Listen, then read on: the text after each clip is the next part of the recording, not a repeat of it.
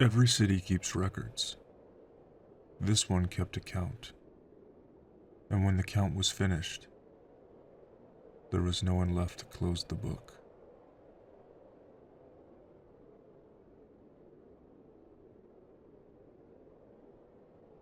The city's watchtower kept time long before anyone remembered who built it. No one questioned it.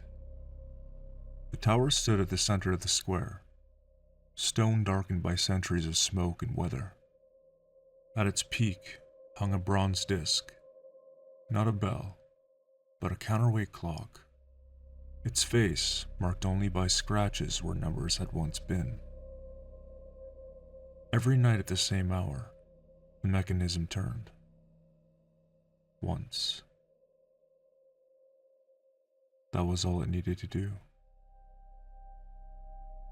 The ledger was kept beneath the tower, in a room so low the ceiling forced even children to stoop. It was not a book for names. It was a book for counts. Each page bore a date. Each date bore a single mark. No totals. No explanations. Just confirmation that the mechanism had advanced. On the night the mark doubled, no one noticed. The watchman on duty recorded it as he always had. One line, then another. Assuming his hand had slipped, he did not correct it.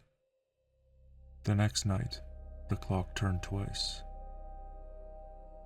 The sound was subtle. Metal shifting against stone. Enough to be heard only by those who were listening for it. The ledger gained another mark.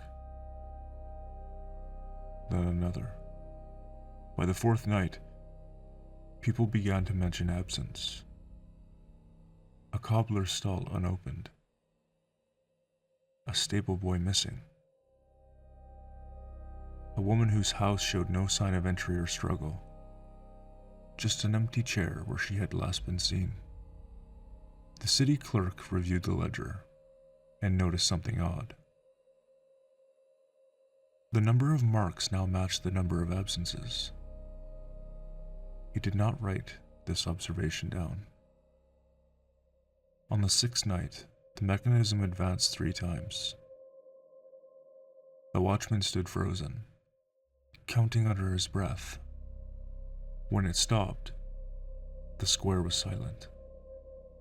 No cries, no movement. Only the weight settling back into place. In the ledger room, a new page had already been turned. No one remembered turning it. They tried to stop the clock. They jammed the gears, removed the counterweight, sealed the tower doors with iron bands. The mechanism advanced anyway. The sound now came from inside the stone, as if the tower itself had learned to keep time.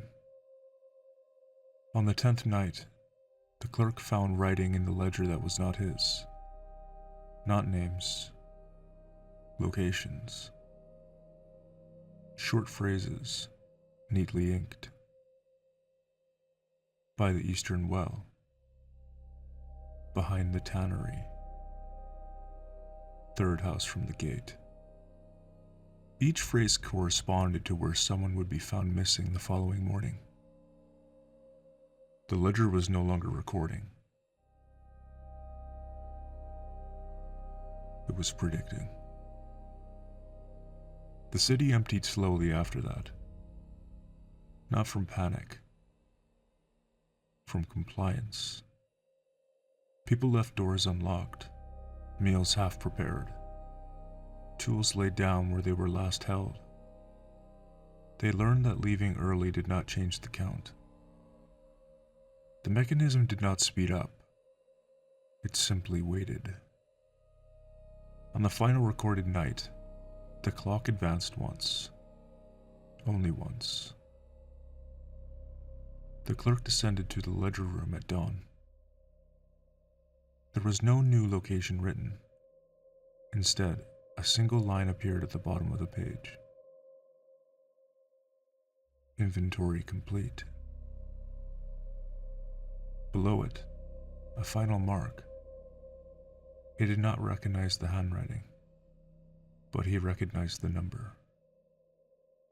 It matched the city's population. -1. The ledger ends there. The watchtower still stands. The mechanism still turns. Once per night. Even though no one remains to record it. And sometimes, beneath the stone, a page can be heard turning.